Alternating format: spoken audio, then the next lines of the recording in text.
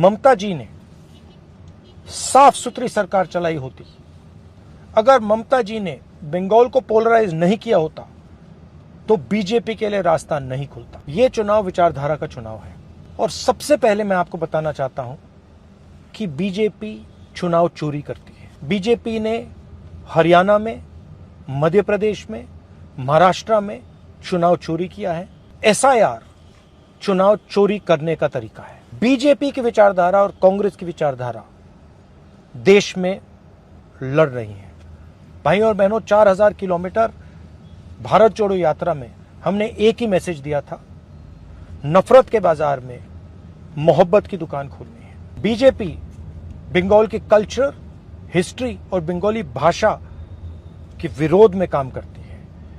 BJP के नेता कहते हैं one nation, one language, one religion.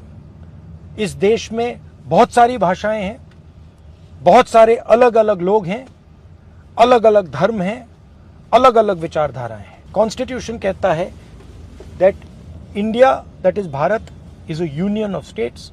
हम कॉन्स्टिट्यूशन की रक्षा कर रहे हैं। बीजेपी कॉन्स्टिट्यूशन को खत्म करने की कोशिश कर रहा है। भाई और बहनों, अगर ममता जी ने साफ सुथरी सरकार चलाई होती, अगर ममता जी ने बंगाल को पोलराइज नहीं किया होता तो बीजेपी के लिए रास्ता नहीं खुलता। भाई और बहनों, कांग्रेस पार्टी बीजेपी से लड़ती है और बीजेपी जानती है कि कांग्रेस पार्टी ही बीजेपी को रोक सकती है। कांग्रेस पार्टी का पूरा समर्थन कीजिए, कांग्रेस पार्टी को वोट दीजिए और कांग्रेस पार्टी की सरकार बंगाल में बनाइए। आप सबका बहुत बहुत धन्यवाद। नमस्कार। जय हिंद।